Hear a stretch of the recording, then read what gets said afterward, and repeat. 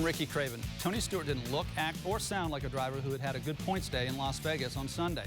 It's because he understands to be 11th or 12th in the chase, it's based on wins. Tonight on NASCAR Now, we'll talk about the effect of having to win to get in 11th and 12th. I'm Ryan McGee. We're going to talk about Danica Patrick, and we're going to talk about Dale Earnhardt Jr. And the good news is we have actual good reasons to do so. I'm Ken Schrader, and I'm a rookie here with these experts. But I know that after 3 races so far this year, all we know for sure is it's going to be very, very competitive.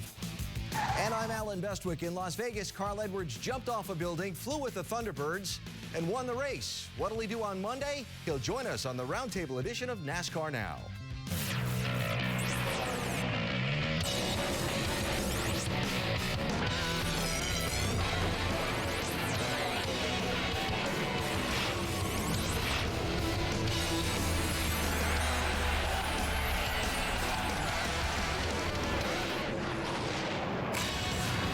Welcome you to the Adding Up the Losses edition of the NASCAR Now Monday Roundtable. Teams headed back home from Vegas, some counting up their winnings, some counting up how many chips they pushed to the center of the table that didn't come back into their stack. And just as with the first couple of races of the season, plenty of topics for us to talk about with this week's Roundtable panel. Welcome to the show, by the way. We'll start off with your biggest headline from the weekend was what? Well, I'm going to make it up, and it's I think the pit road has gotten into the head of the drivers. You know, so many problems on pit road, and we'll expand on it later. What was the biggest headline from the weekend? I'll go with Mark and Danica on the Saturday on the nationwide race. Yep. Well, for me, it's Carl Edwards. I mean, he could have very easily won 5 races in a row. Won the last 2 last year and could have won the first 3 this year. All of those topics to be touched on over the next 59.5 minutes or so. First, I want to talk about how the race was decided on Sunday in Vegas. Tony Stewart and Carl Edwards did most of the leading. Combined, they led all but 35 laps of the 267 on the day. And even between them, Stewart was the dominator, leading more than twice as many. But on a pit stop, there's a little something dragging from the left rear of that 14 car that's not supposed to be. Penalty for removing equipment from the box sent Stewart from 1st to 23rd at the time. By the time caution waved 40 laps later, he was only up to 15th, so Darian Grubb tried some strategy, just 2 tires. That was turning point number 2. Right sides only. It took Stewart back to the lead. He blasted away from the field until it came time for the final pit stops. When turning point number 3 in the race happened, Stewart's team had to put on 4 tires, which opened the way for Carl Edwards, crew chief Bob Osborne, and a lot of the other front runners to just take right sides only on their final stop. Edwards came out with the lead. Stewart couldn't catch him. Despite spending 6 seconds longer on pit road, he came within 1.5 seconds of catching Carl, but it was Edwards who took the checkered flag and did the victory flip while Tony was left to ponder one that got away. Anyone who's changed a flat tire on the side of the road knows that it takes less time to change 2 than it does to change 4, and that was our only hope, to put 2 tires on our Scott's Fusion and hope that that Tony had to take 4. So this strategy had been building up throughout the race, and it all came down to who could get out of the pits first. Unfortunately, we got out of the pits first and got the win. It's huge for us. I honestly think we had the car to beat today. We just gave it away. We had I don't know what happened on the pit stop there, but we had a miscue and had a penalty and had to go to the back, and unfortunately, it kind of dealt our cards for us. I mean, Darian made a good call of getting us, the track position back, but it also showed everybody else that they could do it too. And we couldn't run 2.5 runs on a set of left side tires, so just shot ourselves in the foot 2 weeks in a row now. So for the 2nd straight year, a driver dominates at Vegas but doesn't take home the trophy. Tony Stewart led 163 laps, the 2nd most ever led in a Vegas race, but he finished 2nd. Any driver who's led over 125 laps in a Vegas race has never gone on to win. I'll bet there's some sort of side bet on that in some of the sports books out at Vegas. They did give it away for the pit stop miscue, but they did a phenomenal job with their decision to take the 2. And they were forced to take the 4 at the end of coming back and almost getting. They overcame the extra time on pit road plus the penalty almost within a second. Within a second and a half. That's pretty big. Darian Grubb's call. Second guessing is what we do. The call to go for the right side tires only on the 2nd to last stop and get the track position back. All of it was right. And the reason is because the sequence of pit stop strategy was set into motion after the penalty. Darian played it perfect. He couldn't have gone 2 tires at the end because he couldn't have gone 2.5 fuel runs on on left side tires. Remember, we had a lot of blown tires yesterday. So he played this right. His hand was dealt when they had the penalty. Yeah, no, Ricky's right. You know, I do the chat every Monday on ESPN.com, and all of the Tony Stewart fans came out going, what was he thinking? And it's so easy, you know, to point that rifle at the crew chief, but the simple fact of the matter is they never recovered from the pit road penalty. And he did a great job, honestly. If it hadn't been for the calls that he made, they wouldn't have been where they were at the end. And the pit road penalty, you know, okay, so the air wrench got caught on the car, the hose got caught on the car. It's one of those things that could happen 100 times during the day, and we don't see it as often as we might, but they'll be going back and looking at their team film on that for sure to try and figure out exactly what happened. Bob Osborne was asked after the race if seeing Tony Stewart get just right side tires and as well as his car ran on just the two was kind of free education for him. Oh, definitely. Tony showed everybody how quick you could still run doing that. But there weren't many laps left when they came in for that last stop either. So it wasn't going to hurt you that bad just taking two. Yeah, that was 26 to go when Edwards pitted here. And crew chiefs will tell you the most uncomfortable position to be in is the last 10th of the race. You've dominated the event, and everybody is playing off of what you're going to do.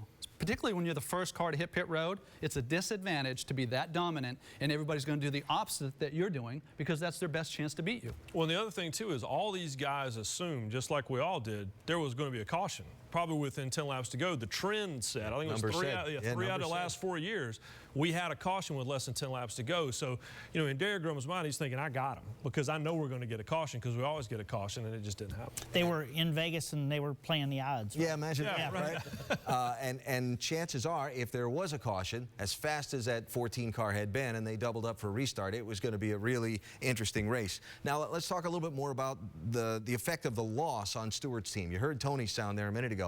Second week in a row, they've lost out late. Strategy came into play on both of them. Do they just brush it off, or does this leave some kind of a mark going forward? Honestly, I think once they get past the Monday blahs about what happened, they're going to feel pretty good. Because if you go back and look over the last few years, Tony Stewart does not run well this time of year. Typically, as we always say, he warms up with the summer heat. And for him to have gotten off to the start that he's gotten off to, despite the fact that they won a race, they still got to feel pretty good about it compared to where they usually are at this stage. But I absolutely believe that when NASCAR came out and made the statement that, look, we're changing the chase format, 11th and 12th will be determined on wins, the drivers established, okay, 2 wins will guarantee me a spot in the playoffs. And that's what was aching in the eyes of Tony Stewart after the race. 1 win right now would be invaluable because I think Jeff Gordon or Carl Edwards with another win is guaranteed to be in the chase. Right, but I think that the decisions and the performance that Darian and Tony are doing right now, and the whole team, they're not going to have to worry about getting in on wins in that 11th and 12th place. Yeah. So interesting to see the effect on Stewart and his team going forward. We talked a lot about Tony in this segment. We'll talk a lot more about Carl and his win and the role his team is on coming up. Later in the show, enter a race at a track 3 times in 7 years and win all 3. That's what Mark Martin did at Vegas in the Nationwide Series on Saturday. More on that later. But up next, Roush Fenway Racing, where they are now versus where they were a year ago at this time and why. Plus, mistakes, plenty of them Sunday in Vegas. They took a number of possible contenders out of a chance to win. If I'm not mistaken, we'll tackle that next. NASCAR Now is brought to you by the U.S. Army. There's strong, then there's Army Strong. See strength like no other at GoArmy.com. Carl Edwards and his Roush Fenway Ford bunch have got it going on. They won the last 2 races of 2010. The Phoenix win, pictured here, breaking a 70-race dry spell. The next week, Edwards went back-to-back at Homestead, just the 5th driver in Cup history to win the final 2 races of the season. Carl then opened the 2011 year with a runner-up result in the Daytona 500 behind Trevor Bayne, matching his best career Daytona finish. And in the second race of the season, Edwards sat on the pole at Phoenix and got involved in an early wreck with Kyle Busch, wound up finishing a very disappointing 28th with what many considered to be the fastest car in the field. Then there was Sunday at Vegas. Carl won his 19th career race, second at Las Vegas. Fair to say, Carl and company have got it going well right now. It's just a joy to drive these race cars right now. I mean, if you look at the way we qualified and the way we ran, the Fords are back and we're strong, and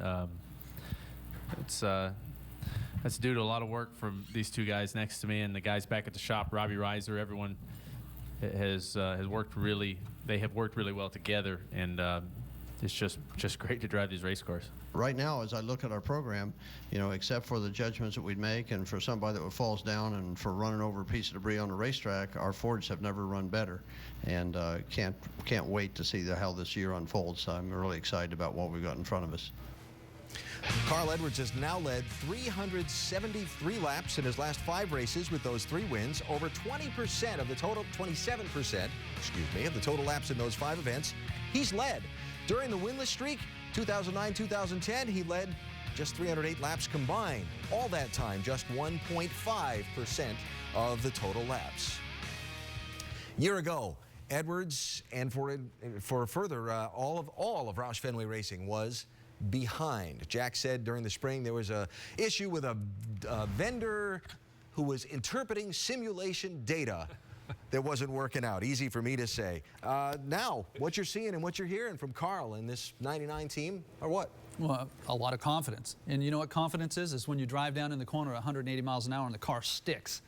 And the drivers, you know, it elevates everything, right? They come back and they say, all right, now we got something to work with. Now, the flip side of that is when you get into this rut where you go 70 races without a win, and the longer you go, the harder you try. And the harder you try, the slower you go because you just exceed the limits of the car or the tire. Having said all that, these guys got themselves in a situation where they had to explore, and they're being rewarded for it. Now, the challenge will be to continue to explore because it never stays stagnant. Well, and it appears that whatever direction they started going that really helped them, you know, they went that direction at the end of last year. So they were able just to keep going that direction over the winter. They didn't have to go searching during the winter. They were able to just work harder at whatever they were working on. Almost a year ago, it was May of last year, and this is really when the Ford teams, particularly Roush Fenway, were kind of bottoming out.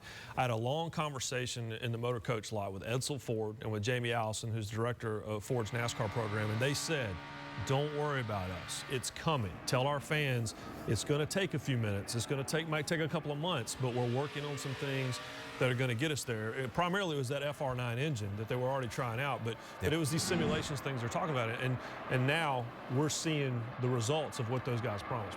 Whatever team's up here, you know, all these other teams work harder to get back up there, and it just goes in cycles. And what you work on is how long you can stay up there. And the risk really is being on top because it's very hard to preserve that.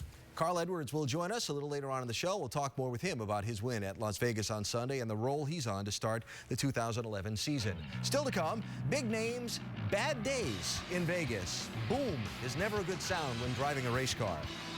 But up next, mistakes, a big part of the story of Sunday's race. We'll talk about it with our panel on the NASCAR Now Monday Roundtable.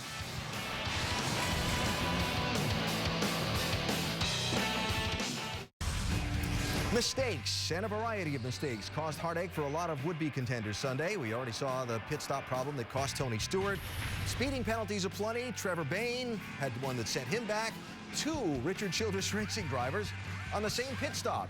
Tagged for speeding, Kevin Harvick and Jeff Burton. They were tagged on that same lap pit stop that Tony Stewart had his penalty on. Joey Logano had a possible top 10 or top 5 go away on a pit rule violation on his last stop. He wound up 23rd.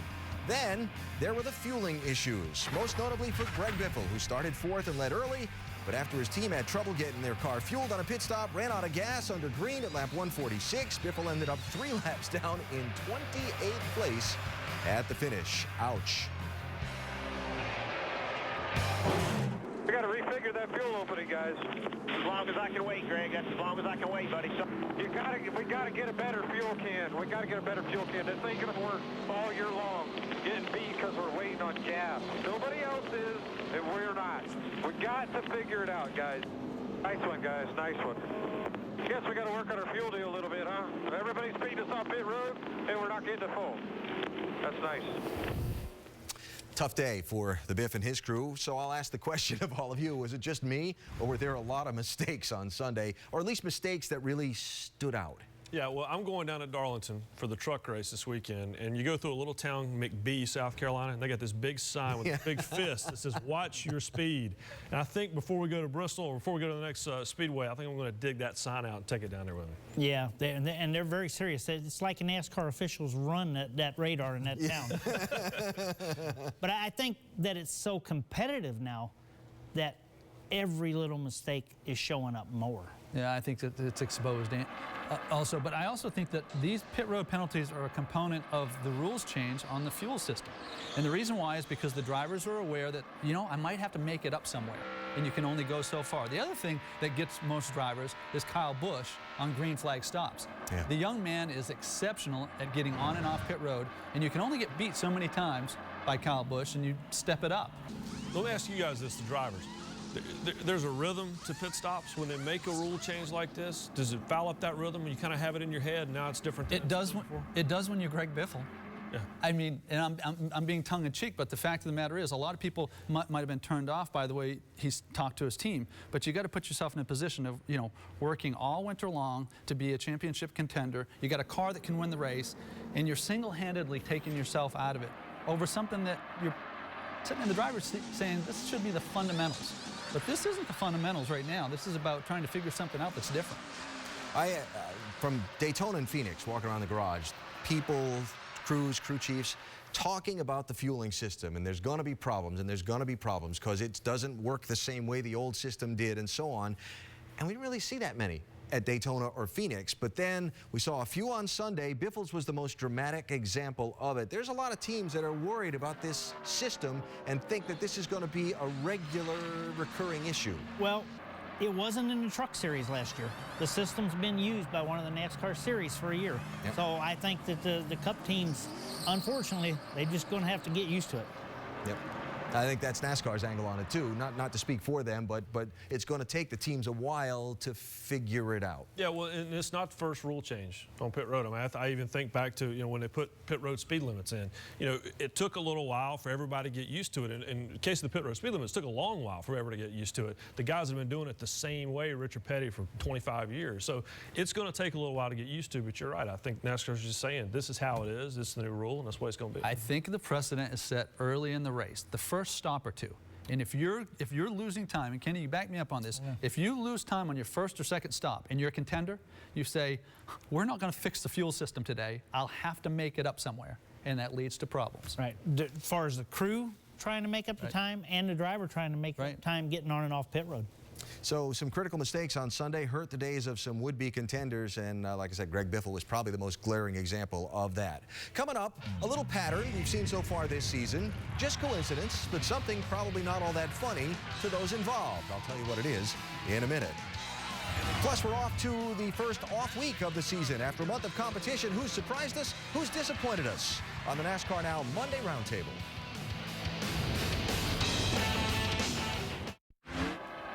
Let's take a moment here and point out some who had noteworthy performances, plus and minus. Juan Pablo Montoya finished third on Sunday. Marcos Ambrose started second and finished fourth. Weren't we talking about Fords in general being on a roll? We were, and we also said he made a mistake by going to RPM, and clearly it was not a mistake. Martin Truex Jr., I was impressed. They were up there in the hunt until the very end of this thing. You can see this team getting better and better here as the season's opening up. Got to put together a complete race, but they're getting closer and closer. Denny Hamlin started last, finished seventh. That's a day's work at a race where some guys, like Hamlin, said it was hard to pass. He got all the way up to the back of the field to the top 10. And you know, he's mastering this, you know, where he doesn't seem to have a good first half, but he rallies for a good finish. Speaking of back to front, Dale Earnhardt Jr. started 33rd, finished 8th, the highest finishing Hendrick car in the race, his first back-to-back top 10 since 2008. It was good. You know, as Tony said, you know, he had the fastest car, but I'll tell you, our clerk show was very good all day. We battle all day, you know, between 6 and 8 plays, and then a little bit better and a little bit better, and it's good. You know, we really need a good result after last week, and it was nice to get it here. Yeah, look, I've worked really hard at my training and my strength and all that kind of stuff, which makes it a little easier behind the wheel. You can allow, you know, just focus on going faster rather than worrying about your own mental state, you know, because the fitter you are, the better you think. And Todd Parrott and everybody just has a lot of conviction on the radio and allows me to really just settle down. And I've got a great spotter in Tim Fittlewood too, who, you know, it's like he's driving the car for me, and I feel privileged to be part of this group, and and hopefully we can keep stringing them together. It's commendable. Anybody that was out there today knew that passing was just nearly impossible. It was so hard. We definitely have not gone each week yet without an engine issue. So, hopefully we'll get that all together and everything, and get TRD on it to figure out what the heck's going on. On the other side of the coin, some who had days they'd like to forget at Vegas, like Kyle Busch, wound up finishing 38th. Had a flat right front tire, came back from that, then the engine went, and not a good afternoon in his hometown. Jeff Gordon, big hit here. Yeah, this is a helpless feeling, and right front goes down at the most difficult part of the corner. He said the safer barriers gave him a little bit of comfort.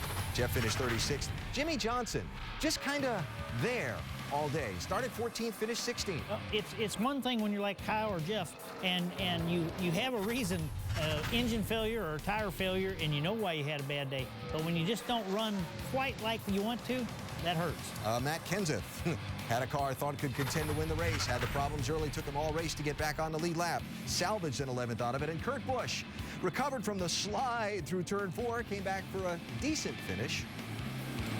I've been blowing tires, mowing grass, knocking walls down, and setting balls of fire down a backstretch. And Kurt's been doing loop-de-doos through turn 4 today, so we're having problems of our own here in our hometown. It might be good just to get out of here and come back and try again next year. Obviously disappointing, coming off a great win last week. You want to keep the momentum, and we weren't really that great today. So, but I thought we were better than what we were looking like yesterday in practice. So, just you want to be there at the end to see what you really can do with it. But the guys are working hard. We just we're struggling a little bit. Yeah, we started pretty far off, but we made some real smart adjustments and got the car close. And then at the end, we had a couple bad things go our way with a bad stop and lost some track position, and didn't adjust on it one stop when we needed to, and just started slipping back at the end. But for a while there, we had momentum going our way, and we worked our way up to a decent finish, and then had a little trouble late. Just curiosity that a number of drivers who were in the chase last year are outside the top 10 so far this year. Greg Griffel and Jeff Burton in particular have dug themselves a pretty good hole to start the year. They're outside the top 30 and 41 points back from 10th. Used to be 41 points, that was nothing. Now 41 points is a pretty significant number. Jeff Gordon 19th, but of course has the win at Phoenix, which the way the wild card thing works this year, you were talking about earlier, could turn out to be a big deal. Anybody from all those drivers we just talked about, you want to talk about more? Well, first of all, warning to Carl Edwards. Trevor Bayne won, had a very bad week the next week. Jeff Gordon won, had a bad week the next week. So, Carl, good luck at Bristol. That was the pattern, the weird pattern I was talking about a few minutes ago that I wanted to point out. Win one, crash one. Hope that pattern breaks for Carl's sake. None of the teams we talked about need to be on life support yet. Yep. We've only 3 races in. We're going to run 36 of them. We're 12th of the way through the year. We're fine. Something to consider. This is the fastest racetrack, unrestricted, obviously, for the new nose, 180, 190 or plus mile corner entry speeds. Yep. And the fact of the matter is you saw drivers really struggle with closing when they got to a certain position on the car in front of them, and they picked up that aero push. And I think that was responsible for some of the blown right front tires because it exaggerated that tight condition. Now, having said that, Matt Kenseth had an outstanding weekend, but when he got back in traffic, he couldn't overcome it. And couldn't get back on the lead lap. It took him almost 3/4 of the race just to get back on the lead lap from the problem he had early in the race, and then had to try and come through the traffic. Never really had a chance to show it. That pattern is funny because I made some notes about it and wrote down, Trevor Bayne wins Daytona 500, crashes at Phoenix, and not just crashed in the race, but in the first practice session. So Jeff Gordon wins at Phoenix, right? Standing inside the Nationwide garage in turn 4 at Vegas when the first Cup practice goes out on the track. And what's the first thing I see? 24 cars sliding through the banking of turn 4. So we get the opening laps of practice at Bristol. Keep an eye on Carl Edwards. I want to skip it. Through the practice clean. Dale Earnhardt Jr. wins a pole for the Daytona 500 in first practice. After that, he wrecked. So it's it's kind of bad to be up front right now. You mentioned top of the show, it's okay to talk about Junior. Yeah. So talk about Junior. I mean, it is what it is. He got a top 10 finish, and here's the thing, folks.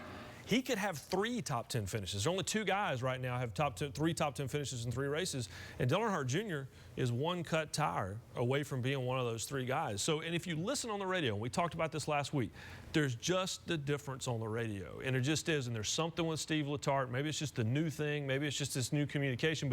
But Dale Jr. is just carrying himself different right now, just physically, the way he's walking around, the way he's communicating with people. And for Junior Nation, that's got to be good news. Yeah, the first half dozen races, I think, are the most critical in evaluating whether this is going to work or not, or if Junior has bought into it. So we're halfway there, 3 races.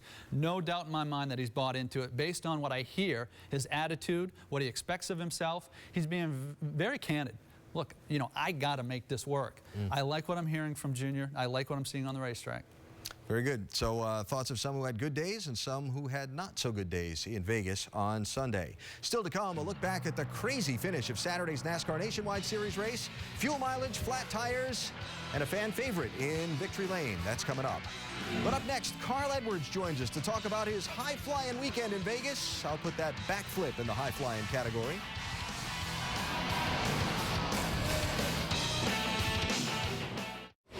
Las Vegas Motor Speedway, the site of the Cobalt Tools 400 today. This place is like going to a big amusement park. And guess what? They're some of the favorite rides. The crowd is jazzed up. I'm jazzed up. I'm ready to go racing and keep doing what we've been doing. All right, bud, just a long race here. Got 267 laps here to get her done. The crowd stands as one here at Las Vegas Motor Speedway. Green flag in the air, and we're racing. Kansas up on the outside. I believe he may have a flat tire. First tire, I don't know which one. Here I come. It's just slide getting in, back in, has no grip. We've lost drive off. Safety done. Good left there. Stay with the leader. Let me know how I'm doing, so. You're good, bud. Just a little free all the way around, a 2.5. No change a thing here, bud. You're running these guys down. It is not bad at all. It's very, very drivable. Tony Stewart looking like he is putting on a clinic for the rest of the drivers here. Turbo. Around goes Kurt. And around goes Casey Kane. It was all my fault. Drove in deep. He was on top of us. It was a perfect storm for his spin. I should have known better. Now, tell him to pay attention. It's blowed up, guys. There's flames in my face. Dig, dig, dig, dig, dig. Dig, dig, dig, dig. All the way out, all the way out. All right, buddy, we're going to have to pit. We removed the air wrench from the box. They have not said it on the NASCAR radio yet. Trouble at turn 3. Jeff Gordon has driven into the wall. Looks like he had a tire go down on him. We just cut a tire. We're on the fence. We're in the fence. Hard. Ouch. Boy, he looks like he hit a ton. Here comes the leader, and everyone should soon follow. 4 tires of fuel. 4 tires. 4 tires. And Tony Stewart is going to take 4 tires. 99 of Carl Edwards. They're going to go off Bob Osborne's call. Right side tires, 1 can of fuel.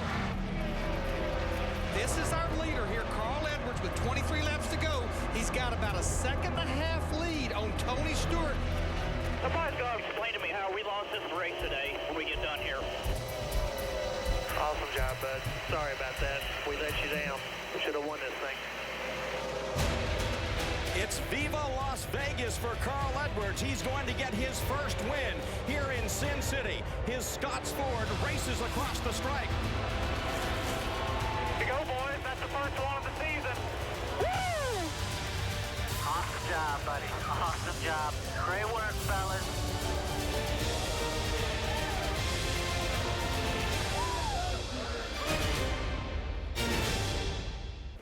Well, Carl Edwards seemed to have a lot of fun in Vegas. His pre-race promotional appearance for the track included jumping off the 108-story Stratosphere Tower.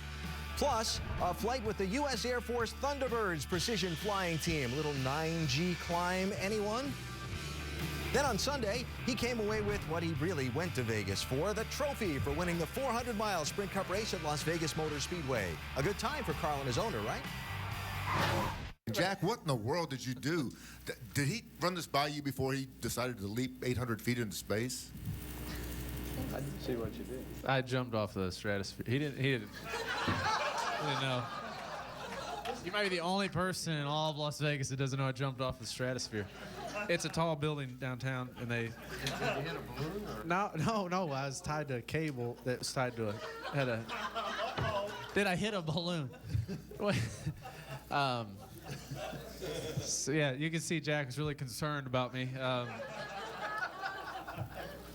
You know, a couple of years ago, or maybe it was last year, he broke his foot playing frisbee, and he started to tell me how he thought he could do it, and he thought it was going to be all right. And I really didn't care, you know, how painful it was, you know. And I can't imagine what my impression would be if you cracked your head, you know, or something.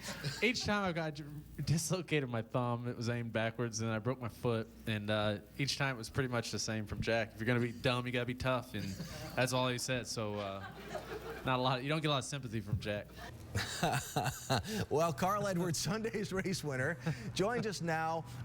We asked Carl where we could find him on Monday, and I was curious at the location he told us, and now I think I kind of understand why. Where are you? I'm at the Garden Center at my my local Columbia, Missouri Walmart, and I didn't know where to put the satellite truck. They said, "Hey, we want to talk to you on NASCAR now," and I thought, man, I guess we should go over to where they're selling some Scott stuff and set up there. So they were nice enough to let me kind of take over the Garden Center here, and it's been great. This racing thing doesn't work out, we'll get you a job as a television set manager. You seem to have a knack for picking it. Let's talk about Sunday's race. At what point did you have an idea that might work out in your favor, because Tony was so strong? Well, when Tony had his penalty, I mean, that was a gift for us. His car was so fast, and he was doing a really good job driving it, that, you know, my first impression was that he'll be back. You know, he'll come back up here and he'll be the guy to beat. But it put him in a box where he had to take 2 tires with, I think, 60 or 70 laps to go. And it really showed everyone what you could do on 2 tires. So it made it easier for us to decide to take 2 tires on the last pit stop. Now, if he hadn't had that penalty, there may have been someone else who would have taken 2 tires and really snookered all of us. But as it stood, he kind of, you know, showed us the way there. Hey, Carl, Schrader, these guys going to ask you serious questions. I got one just a little bit more laid back. Okay, so you're in Columbia, Missouri as a kid, dreaming about owning this private jet and loading it up with a bunch of good-looking ladies and going to Vegas. How'd that work out for you? You gotta be careful what you wish for. Yeah, I had my mom, my mother-in-law, my wife, and my daughter, and here I am sitting in this airplane thinking, this is what I always wanted, and I got it. So we did have some fun, and man, it's cool to be on with you. I was thinking as I was coming over here, Kenny, about, you know, hanging out there on Windy Road at your shop, and you let me come down there and introducing me to Timmy and all the guys, and now we're legitimate contenders right now in the Cup Series, winning races and flying around with women in my jet. It's great.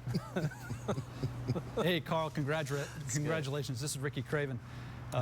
What impressed me about your weekend, not just your win, but your whole weekend, is how you overcame that adversity of last week. You know, very disruptive when you have a fast car, you win the pole, you expect high things on race day, and you're taken out by another driver. How did you manage that all week, and did it work to your plans?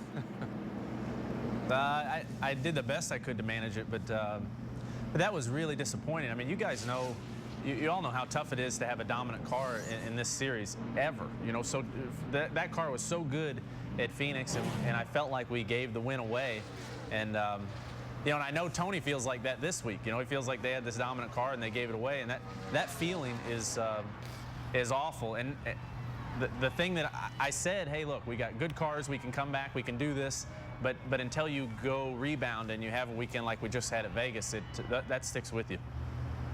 Hey, Carl, it's Ryan McGee. Now, a year ago, all of our questions were, what's wrong with Carl Edwards? What's wrong with Ford? What's wrong with Roush Fenway? What happened? Because it really happened, if you go back and look at the numbers, it happened late last summer, early last fall, and you guys have just been fast ever since. What is it that happened at the shop? That's funny you put it in that perspective. I was thinking about that in the media center. Someone said, oh, you know, you're running so well. Is it because you're a new father and you're married and you're calmed down and all that stuff? And I thought, that's the same stuff you guys said was slowing me down years ago. That's what my problem was. All right, so, you know, it seems like whatever you're doing, whether it's good or bad, that's the reason. And I think the key for us is really, it starts right there with Jack Roush, Robbie Reiser. The whole team has been working hard. Our engines are great. Doug Yates' power is amazing. And, you know, if you look, it's not something that I'm doing or Bob's doing. It's our whole team. It's all the Ford camp. I mean, Marcus Ambrose, 4th place. Trevor Bayne win the Daytona 500. We're having a great year all together. All right, so when you're on a roll like you are, off weekend, good thing, bad thing, doesn't matter thing. It doesn't matter. I was really worried about the winter time. I thought this is going to ruin us. You know, we won at Phoenix, at Homestead. I thought, you know, this downtime is going to hurt us. But I have a lot more confidence in our team and where we're at now. And I think this off weekend is going to be fun. I'm going to, you know, do all the fun stuff that I do around Columbia, like hang out here at the Garden Center at Walmart and, you know, just hang with the family and just relax a little bit. And it's great to win and have an off weekend because, you know, nobody can beat you that weekend, I guess. Yeah. Well, if you pick up anything at the Garden Center, make sure you pay for it before you leave because there might be one of your fellow drivers outside who might, you know. Yeah. Yeah, I hear you. Carl, congratulations on the win, and we appreciate your time very much. All right, thanks for having me on the show, guys. I appreciate it. Coming up, surprises and disappointments after the opening 3 races of the season. Where do some people stand? And next, the wild finish of Saturday's NASCAR Nationwide Series race. New mark set at an all-time mark extended after a late twist of plot. Kyle's coming after the all-time wins. And coming out of turn number 4, it's Kyle Busch. I'm doing all I can do on that front right now. Keselowski's up into the wall. Got a flat tire. Flat tire. Mark Martin takes over the lead. Here he comes. He's going to extend that all-time mark. And coming across the stripe with her career best finish, Danica Patrick in 4th. Yeah, I was hoping for a top 10 today. That was my secret goal. I don't care how many I ever won before, you know, this is the one that's special because this one's today. Mark Martin scoring his 49th Nationwide Series career win, extending his all-time lead in that series. The first Nationwide Series win for Turner Motorsports, who, by the way, got a 1-2. Justin Allgaier finished 2nd. Danica Patrick finished 4th, the best finish by a female in NASCAR National Touring Series history. The only chance we had was to save. I couldn't, you know, no other way. So I just decided I wasn't going to run out of gas. And then with 2 to go, I went ahead and stepped on it. I figured I was close enough I could run out if I would then. So thanks to Dollar General and this whole race team, it's so cool to see these guys get their first win. And it's just awesome. Turner Motorsports 1-2. Golly, that's a storybook ending for me. Good job for Tony Jr. for being smart and going with the setup that was going to work for us and be safe. And you know, we just had a good car. That's all I can say. That's what makes a difference in these things. I know you asked about the history part of it. That's what you asked me about. But I guess that's kind of, you know, something I don't really think about. And maybe that's why it works out. I don't know. I don't think about trying to achieve the highest finishing position for a female. I think about trying to win the race. And if I make history, then so be it. First thing, Brad Keselowski nearly had this race won. After a difficult weekend, they hit the wall Thursday and the test day, fixed the car, kind of spotted everybody, a full practice day, and was that close. Yeah, and you never forget the ones you lose. And this is an example of how you lose them. You know, I've said over and over, you need a near perfect day to win, and there's a million ways to lose them. Yeah. He was going into turn 3. Yeah. I mean, in between 1 and 2. The white flag, yeah. Yeah. And so close. Yeah, Mark Martin. We discussed on NASCAR Countdown Saturday about Mark for years being in the Nationwide Series, what was then the Busch Series, in the Roush 60 car, and people like Dale Jarrett with their own Nationwide teams trying to go up against him. Tables turned on Saturday at Vegas. Here's Kyle Busch in the mighty Gibbs car, and Mark driving for a Nationwide only team. And it all fell into place, and Mark came out winning the race. In a black and yellow car, just like that old Winn-Dixie number 60 car, right? There you go. What do you think this win does for Turner Motorsports? I think it's big boost for all of them, and the fact of having Mark Martin there as a coach and somebody that these younger drivers can aspire to be like. Yeah, he is the epitome of a professional, and you know, he does it the right way, and I've always pounded the table on Mark Martin because of the way he goes about his business. And it is a nationwide only team, but it's like 3 nationwide only cars and 3 trucks. And it was an existing nationwide team before Mr. Turner bought it. He has made a tremendous commitment to this sport, and he's going to do a lot of good things in it. Yeah, and I'll beg my own pardon. I use that phrase nationwide only. It's not a cup team that's in there. Right. Well, we do knew have what you meant. Thank you. He's committed. Danica, reaction.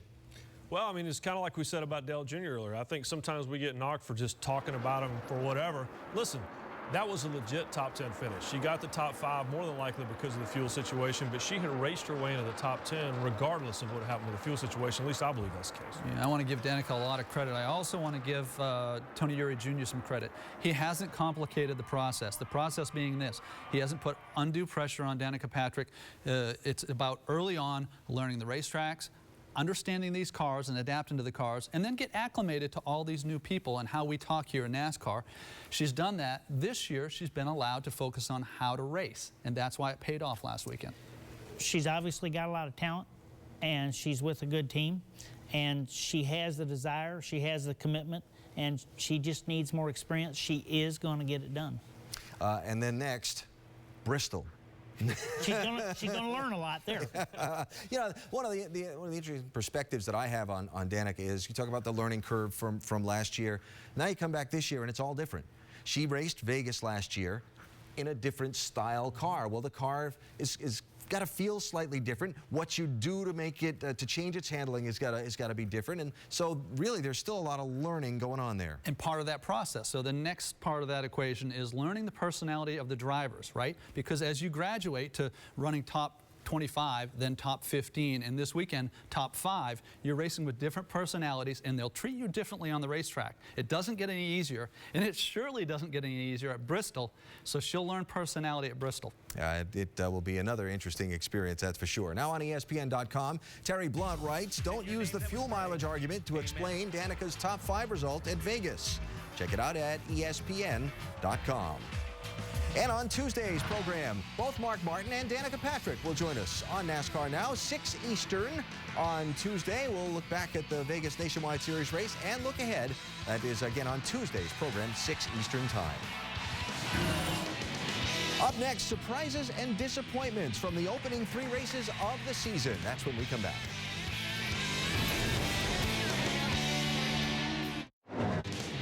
NASCAR Now is brought to you by Chase. Join Slate customers who pay down their balances twice as fast with Blueprint. ESPN's motorsports coverage this weekend features NHRA full throttle drag racing in one of their biggest races of the season. Morgan Lucas tries to maintain his spot atop the top fuel standings at the Tire Kingdom Gator Nationals. Qualifying coverage ESPN2 Saturday night at midnight, final Sunday at 6 Eastern. I believe Kurt Busch is going to be down there racing as well.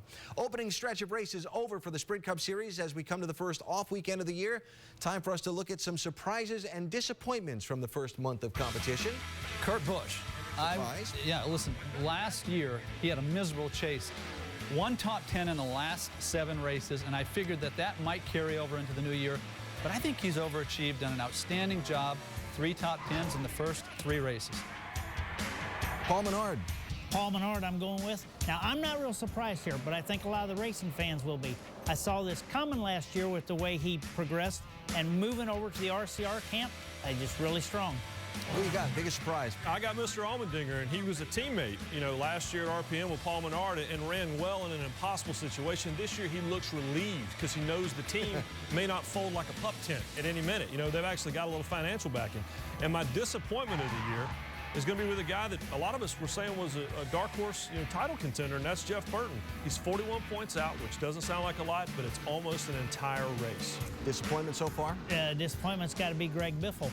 Not disappointed with Greg or the team, disappointed with the performances they've had so far. They've had some speed, but they haven't been able to put the finishes together, but by no means count him out as far as being in that chase. There we go. I chose Joey Logano to make the chase this year, preseason. He's 78 races into his Sprint Cup Series career. That's a sweet spot where he can balance his experience and his talent. So far, I hadn't seen it in the first 3 races of 2011. He hasn't been able to capitalize. It's time to go. And for all of those teams, probably a welcome weekend off to regroup and get ready to head off to Bristol. Speaking of Bristol, be in a car Yeah, we're going to be in a car, in Frankie and Heidi Stoddard's car at Bristol, so very much looking forward to that. It's drove for them once last year at Martinsville, and they called me back. There you go.